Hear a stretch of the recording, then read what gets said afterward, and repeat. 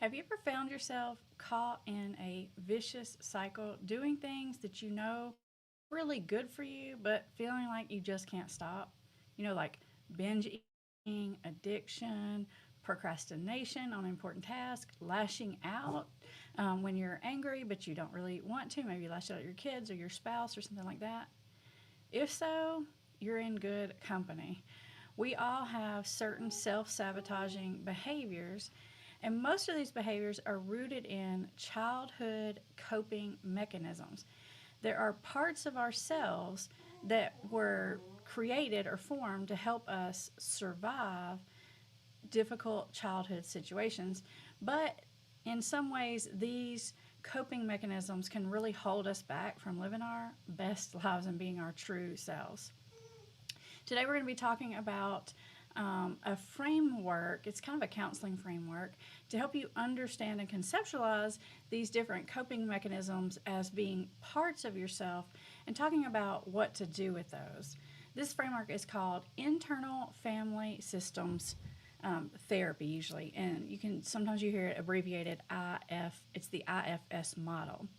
Um, when we think about our childhood, even if we don't think we had like a super abusive childhood or anything like horrible that you might consider like super traumatic, we've all had difficult experiences that shape us in good ways and in not so good ways. So, just because you have some of these coping mechanisms doesn't necessarily mean something super duper horrible happened to you. It can just mean it's the ways that you developed to deal with situations that came up in your early childhood. And the reason why most of this comes from childhood is because most of these coping mechanisms are very sort of ingrained, they're hardwired. If you think back, it's probably something that you've struggled with for most of your life that you can remember. And it goes back to sometimes things subconsciously, like maybe even things before you have memory. You don't even maybe remember what happened, but you know that you have these certain patterns of behavior, patterns of feelings, patterns of reacting to certain situations. And some of those you wish you could get rid of. The root of those usually comes from parts of ourselves that the IFS model calls exiles. Like as in you've been exiled from the country, exiles. These are parts of ourselves that usually are deep, wounded, insecurities, anxieties, and they may feel like they come out of nowhere, but they're usually attached to somewhat painful memories or experiences. You may have a persistent inner critic. You feel terrible all the time. You feel like you have explained that you can't quite explain. Those parts of ourselves called the exiles are like the little wounded children part of ourselves that didn't have the skills to cope with whatever it was that was going on in life. And as we go through this, I don't want you to think this isn't some kind of beating up on your parents or any kind of blaming parents. This stuff can come from parental stuff, but it can also come from stuff that happened with your siblings, stuff that happened in preschool or early, elementary school, or even with your siblings. So it's just dealing with life stuff. And when we're so young, we don't have the capacity to understand, conceptualize, pick how we respond to things. We're just emotionally reacting to things in a very instinctual, natural kind of way. But we develop these patterns and habits of getting our needs met and protecting ourselves. And these exiles are usually parts of ourselves that we don't necessarily like. We kind of reject them, and that's why they're called exiles. It's these parts of ourselves that we try to keep at bay, right? Like it's like, if you ever feel like you just want to have a fit, you just want to, scream, rage, hit the wall, and like that's not the way an adult acts. You can't act like that. You have to be a parent. You have to be a wife here. You got to be a grown up. And so we try to push these parts of ourselves away, but that doesn't always work so effectively. It's like if you think about if you have a child in a family system, an external family system, that's acting out. You can't just tell that child to shut up or kick them out of the family or send them away or ignore them. It doesn't work so well. The more you do that, the more they act up. If you are a family therapist and you had a family that came to see you and they had a child or one of the members was acting out or, causing the problems the family would be telling you, you wouldn't necessarily just say, okay, we've identified the problem. Like, we got to get you out of here and this family will be all right. That's not the way it works. Usually, if someone in a family is acting out in a way, there's some kind of need that's not being met, some kind of coping mechanism that's maybe more self-destructive than helpful. And you have to address what that is. So these same way with your internal family systems, these parts of yourself that you're trying to suppress, that you're trying to shut out, that you wish would just go away, they're not just going to go away. You can't just do that. These are parts of yourself that you need to figure out what's going on and have a better way of dealing with them, just like you would a child in a family system, that was having a hard time. From these exiles, you get other protective parts of yourself, which we're going to talk about in just a minute. We're going to call those firefighters and managers. But hang on to that. We're going to come back to that. Because before we get into the protector parts, I want to talk to you a little bit about some of the things that can create these exile parts of ourselves. Hold on. I'm looking at my notes if y'all are wondering what I'm like, because this is a lot of information I'm giving you. Got a lot of notes here. Obviously, these exiles can come from abuse or neglect. That would be the most obvious situation that would come to mind when you think about like childhood trauma. But it's not always so severe as that. It can come from significant losses in your childhood, like a family member that was lost, or maybe you had a nanny for the first year or two of your life, and then that nanny wasn't there anymore. These significant loss, it can be divorce, separation, loss of a sibling, friendship, communities. Maybe when you were really young, your family moved to another country, right? This is a significant loss. You might not relate to as being like traumatic or abuse, but it's important stuff that happened in your childhood. Or any kind of shaming experience where you were made fun of, ridiculed, humiliated, you were bullied or excluded or rejected during school or at home.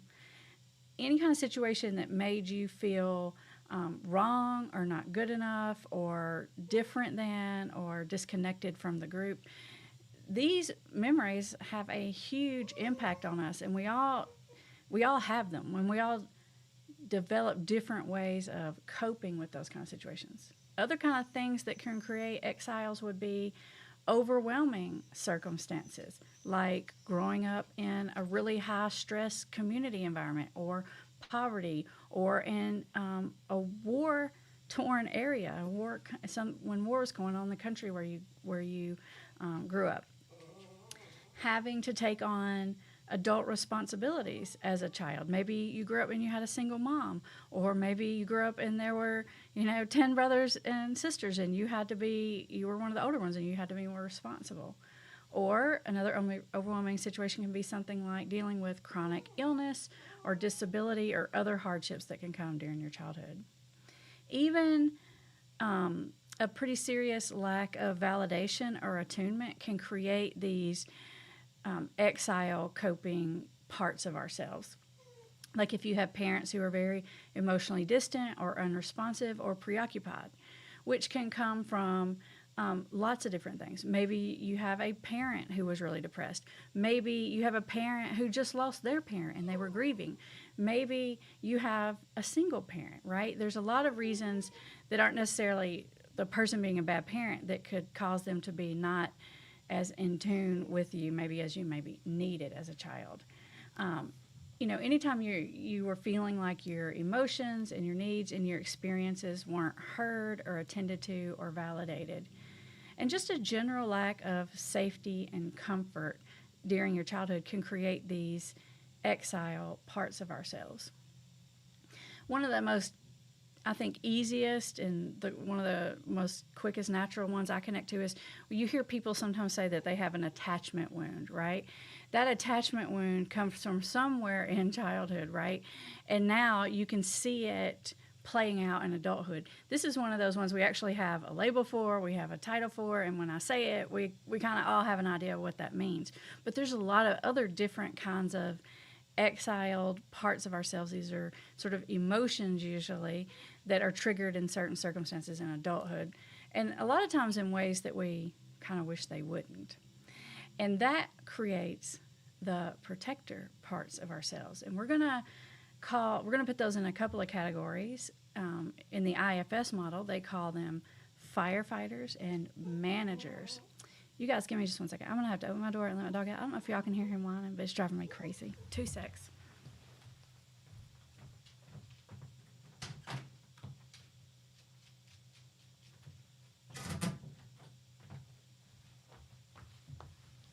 There we go. If I don't let him in, he fusses, and then if he shut in, he fusses. He likes to have the option, don't we all?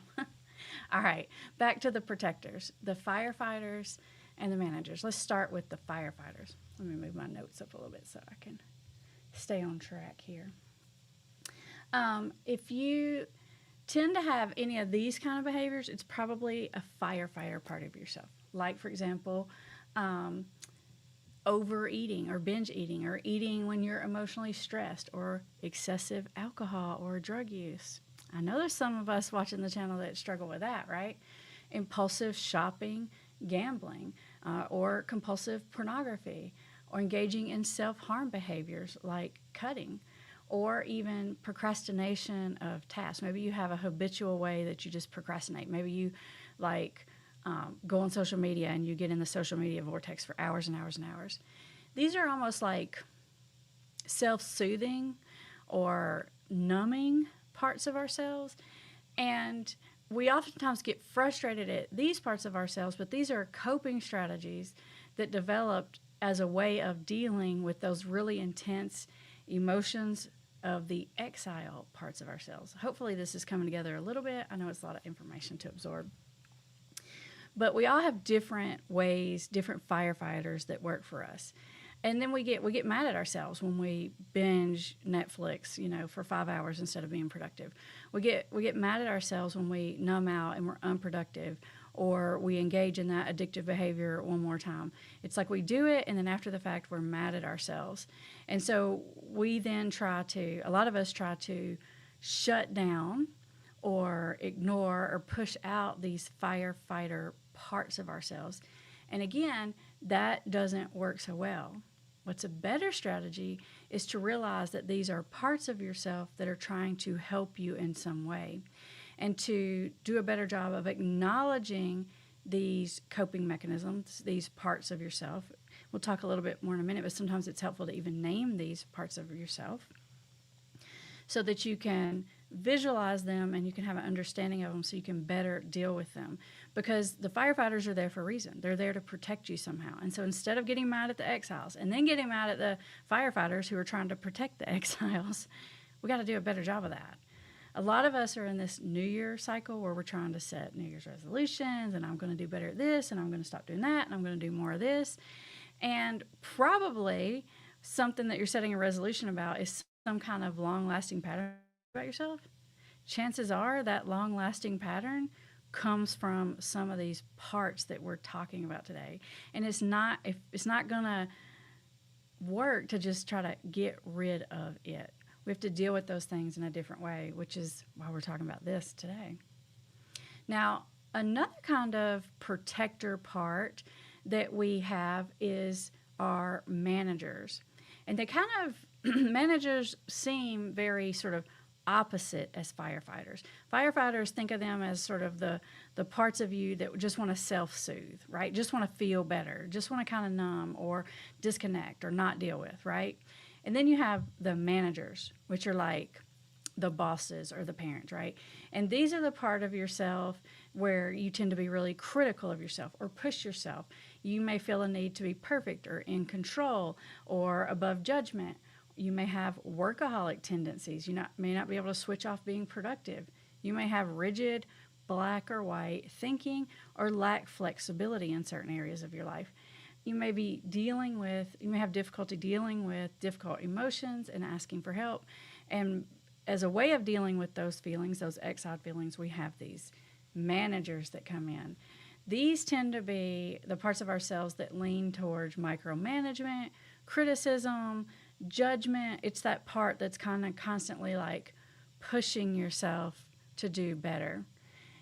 In my mind, when I think about this, I relate it to like old school, like Freud stuff, like Freud philosophy, like the id, the ego, and the super ego, right? This would be sort of the super ego part. This is the part that's trying to keep you on task, manage, doing all the things. This is a responsible part of you. But you got to realize this is just another way of coping with difficult emotions.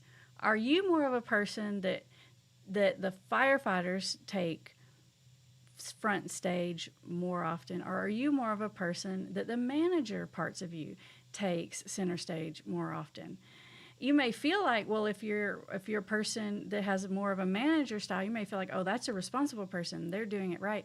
And if they're doing the numbing or addictive behaviors, they're doing it wrong, or they're being immature, or they're not coping, or something like that. But these are both maladaptive, often counterproductive coping mechanisms.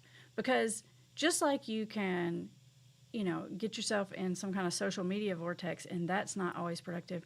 You can just as easily get into workaholism, overcriticism, perfectionism. You can get into eating disorder land, right? Like you can go way far into the manager category, and that's not helpful for you either, because it tends to destroy your sense of self. And when you're really critical of yourself, guess what? You tend to be really critical of other people. So this manager part of yourself is not only like really crazy hard on you, but it's crazy hard on other people, which then damages your relationships, which then triggers those exiles. And it's like, how am I going to jump back in there and cope with this? So when we think about those different categories of parts of ourself, they're not ourself. Our self is sort of bigger than all that. Those are just little sub personalities or sub parts of ourselves that we can learn to think about them as separate parts. We can actually have conversations with those parts of ourselves. We can actually do a better job of almost like parenting those parts of ourselves, like reparenting, to give that part of yourself maybe what it needed in childhood, but it never got, so that it can quit acting out, because that's basically what's happening. It's an acting out, right? It's like an acting out child who's not getting their needs met, right? And if you think about an acting out child, a child that's really maybe scared for some reason, right? What does that child need? That child needs a parent to come in and help it feel safe and protected and say the right things, right? And intervene when you need to intervene. And if you didn't have that as a child and you were going through things that were super scary, then chances are you might have developed one of these protector parts of yourself, these protector mechanisms, as a way of dealing with that, because maybe you didn't have a parent that protected you in a way that you needed to be protected. But the good news is we can actually go back and help ourselves do this. One of the things I really love about internal family systems therapy is that you can learn to do this with yourself. In my mind, I almost imagine like yourself is like the therapist who's doing therapy with the family, which are the other parts in the room, and you're trying to help all those other parts like have a say and be heard, and you're trying to mediate between all those other parts. That's yourself. So it's like this other part that's almost helpful to think about, like disconnected from that's overseeing and overlooking all that. That's your true self that can kind of do a better job of meeting the needs of these other parts of yourself. One of the things that's helpful to do in working with the parts is sorry, I'm just moving my notes up here, is to have compassion for these parts, to recognize and appreciate what these parts are trying to do for you instead of just constantly trying to push them away, to have a conversation with them, to slow down and give space to whatever these emotions are that are triggering these behaviors that you really wish you didn't have, or these patterns that you wish you could break out of. So many of us, or so many of you guys that watch this channel, are watching either because your firefighters are in control because you're having some kind of addictive problem that you're trying to get rid of, or maybe you're watching because your managers are in control, because maybe you have an addicted loved one and you're trying to manage your way out of it, right? By being responsible and doing all the right things, and you're watching the channel to learn all the right things. And in a way, that's really good. I'm glad you're watching. I'm glad you're doing that. But I also want you to recognize that you can get too far into that. You can be really critical of yourself. Maybe you're trying to help an addicted loved one. You watch an Amber video. You're trying to do it right, and then you get resentful or something triggers you, and you say and do all the wrong things, and then you start beating yourself up. And now you have the manager in place, and that's not helpful. You have to have compassion for these parts that are just doing the best that they can do. And if you'll do a better job of having compassion for these parts and recognizing what's really happening here, it actually calms down the chaos in your internal, your inside family system. Sometimes I like to visualize it like I call it the committee. It's almost like I visualize this big boardroom table, right? This big long conference table, and you have these different people sitting at it. Or, the other way is like a therapy room where you have the therapist and you have the family in there. And letting everybody be heard, right? And recognizing that everybody in the room has an important piece to contribute. Like I said before, the answer isn't to push these pieces away or minimize why they're there or even judge or criticize them. The answer is to realize what is really happening. If you have an addictive behavior, it is most likely some kind of firefighting defense mechanism, right? Some kind of way that you're trying to cope with something difficult, or some kind of way you're trying not to cope with something difficult. Maybe that's even a better way to say it. And that's an okay thing. That's a good thing. If you don't have the ability to just distract and numb out and just get through a difficult time, that's not a good thing. We all have to have that ability. So it's not about pushing it away necessarily or ignoring it or suppressing it. It's more about realizing, stopping to say, okay, the firefighters working right now. The firefighters in control right now. They're standing up. They're at the conference, they're taking control of everything, right? They're at the helm. And what is this firefighter trying to do for you? Now, that doesn't necessarily mean that you give yourself permission to continue to engage in these addictive behaviors that you're trying to shift patterns on. But you can say, what is it that's triggering the firefighter to jump into action here? What is the underlying emotion, feeling, situation that I'm feeling triggered by or overwhelmed by? And what is it that I really need here? How can I do a better job of dealing with that exhaled feeling versus trying to have to numb it out, right? And so oftentimes what I tell my clients when they say they're triggered or they're craving or something's happening, and we try to explore what's really going on here. Was it just something you saw on a movie, you came across other people were doing it and you got triggered that way? Or is it an internal trigger? Is it some kind of emotion or stressful situation that you're dealing with? And I try to teach people to look at that craving as like a warning indicator that they need something. Now, they have this automatic where they like, I need the drug, I need the pornography, I need the drink or whatever.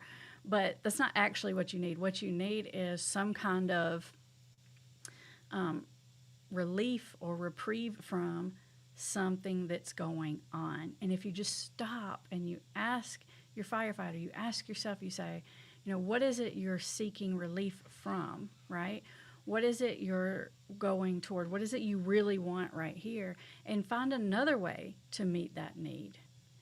Now you've paid attention to that need a lot more effectively instead of just trying to suppress it and hold it and not think about it and overrule it. Because it's almost like it's like a little kid in there throwing a fit. And the more you try to suppress it and ignore it, the louder and louder it's going to get, right? If you're just telling yourself all day, every day, don't do it, don't drink, don't smoke, whatever it is, it's almost like it's just going to get louder and louder and louder. So a craving or a trigger or a thought about using or a desire to use or engage in addictive behavior, it's not necessarily a bad thing. It's just a signal. Think of it like the gas light in your car coming on, right? The answer to that isn't to ignore the fact that you need gas. The answer to that is to pull over, go to the gas station and put some gas in there, right? Because you can ignore it. You can put some tape over it so you can't see it. What's going to happen? You're eventually going to stop going, which is the same thing that's going to happen to you in your regular real life when you try to just ignore these behaviors or these parts of yourself, I should say. I know that this can get complicated thinking about managers and firefighters and exiles, because this whole theory is pretty complicated. There's lots of pieces to it. But if you're interested in it, you want to just get started with it, then one easy way to name these parts of yourself is just to say your angry part of yourself, your sad part of yourself, your ambitious part of yourself, your fun or excited part of yourself, right? We all know that we have parts of ourselves. And you can even hear yourself say it, like maybe you get asked to go do something with a friend or something, and then you're like, well, there's part of me that really wants to go, but then there's this other part of me that's like, I really got all this work I need to get caught up on. We know inherently that there are these different pieces of ourselves. And I think it's super helpful to kind of almost like visualize them that way and have a conversation with them. It doesn't mean you're crazy. It doesn't mean you're talking to yourself, but we all have conversations with ourselves. Like I said, for me, it feels like there's a whole committee in there all the time having a conversation to figure out what's really going on and to meet the needs of all the different parts of ourselves. All right, guys.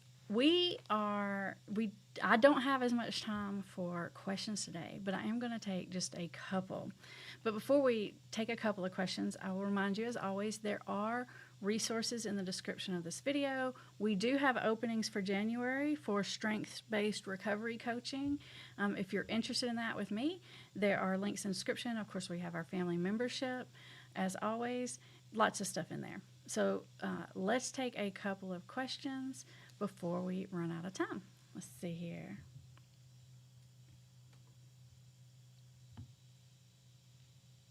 I don't have Bree on here with me today, so I'm having to navigate the comments for myself. Hey, Sherry from Finland. And hey, Kristen from Colorado. Oh, Sula from Ireland. And Laura from Atlanta. You're like neighbors, Laura. You're just right there next door to me. And thank you for the sweet comment. Happy New Year, Teresa. Hey, Kelly, I'm glad you're here live too. Anne says, let's see, let's put Anne's comment up here. And the manager is like a parent, workaholic, rigid thinking, micromanaging, criticism to keep us on task, but another way of coping. Well said, Anne. Spot on 100. Gold stars. That's exactly right. It's what it feels like. That's what that part of you feels like, for sure. And Cindy says the manager part of her, for sure, likes to take center stage. Thank you for the sweet comment, Shelby. And is it CV Sandra and Laura? Let's see. Kim says, I think the time from trigger to reaction is so fast, I don't think. You're so right, Kim. It can happen. It's like a reflex, right? But one of the things that can be helpful with that is if you start to understand your triggers and you kind of know, most of us know what our hot buttons are, you do this work before they ever happened, then you can catch it quicker and you're not caught off by surprise. And like I said, having little names for these parts, you can even give them like real life like names like Susan or Helen. I suggest that you stay away from giving them a critical name, like don't call it like bossy Susan, because that's another way of rejecting this part, and more look at it as the part that's trying to help you. You can call it organized Susan or something like that, as a way of validating this part and recognizing what it's trying to do for you instead of giving it a negative name. But naming it, you can say, oh, hello, Susan. Welcome to the meeting, and just imagine Susan just raised her hand and contributed something to the meeting. You can recognize Susan a lot faster, and you can put some time in between the trigger and the reaction, because Kim is right. It happens quickly. Miss Curry's Neighborhood says, Amen. Thank you for validating the firefighter defense mechanism that can be maladjustments. My in recovery loved one relative seemed judgmental when he numbs out or craves harmful substances. Yes, and I even have clients that sometimes they're in recovery, maybe early recovery, and they'll be mad at themselves for procrastinating. They'll be mad at themselves for binging Netflix or something like that, and they're like, I'm just an addictive personality, and they see every little thing as this horrible part of themselves, and here it is happening to me again. And goodness knows the families do that, but even the person themselves even do that.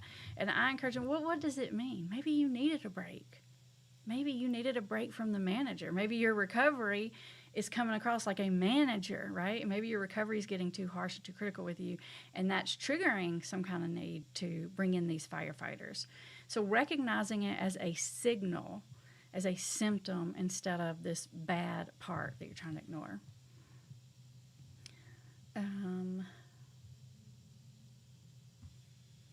CV says, for 10 years, I'm reflecting on my son's school years thinking we didn't give him tools for handling his emotions.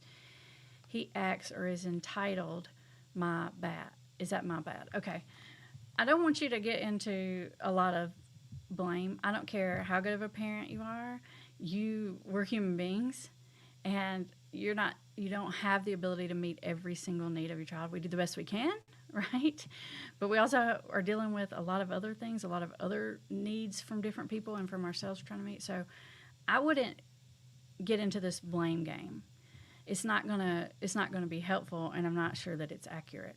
But instead of looking at him as, in my mind, when you say this, CV, it's almost like you're saying like he's spoiled, he's entitled, and maybe that's my fault. Instead of looking at that entitled or spoiled, maybe identify that as a part of your son, right? And what is that part trying to do for him, right? Maybe it's a way of feeling better about himself. Maybe it's a way of not dealing with insecurities. And when you think of and you deal with that part that way, you're going to get a lot further than trying to just be like, my kid's a spoiled brat and he needs to learn a lesson or whatever. Looking at that as a part of your son versus who your son is the first step in figuring out what's a better way to interact with that. Melissa, hey, let's see. Melissa says, thank you for being here for people like me in this season. I was listening to learn how to help my grandson get over being emotionally upset for being homeless with substance use disorder parents. This is for me.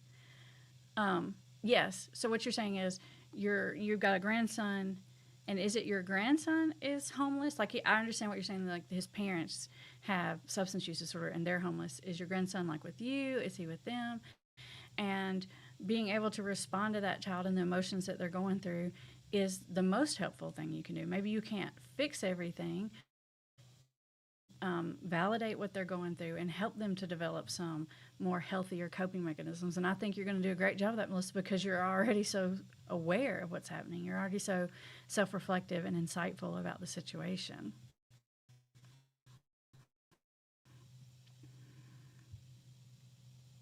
Hey, Gio from Australia. God, we got people watching me. That's so cool. So happy to find you on live. You're being comforting just listening to you. I just want to wish you and everyone here a wonderful healing new year. Well, thank you. Not here. That not here is the profile name. Thank you so much. All right, guys. Let's see. Let's take one more from Mary. What do we say to our addicted loved one when he seems to be having a hard time? I guess it depends on what you mean by hard time. Does hard time in your mind, does that mean that they're relapsing? Does that mean that they're upset? Does that mean that they're stressed out? I think it's easiest to go to figuring out what's the part of themselves maybe that's interacting here, and how do I do a better job of interacting with that part? Just like you would look at it as you're in yourself, how can I interact with that part more compassionately, more helpfully?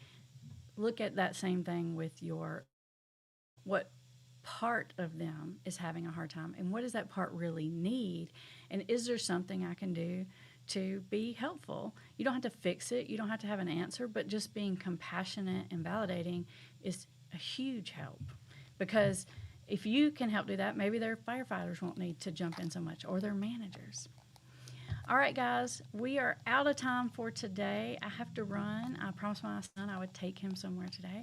But I will be back on next week. We are on every Thursday at 1, and I look forward to seeing you then. As always, there are resources in the description, and I'll see you next week. Bye, everybody.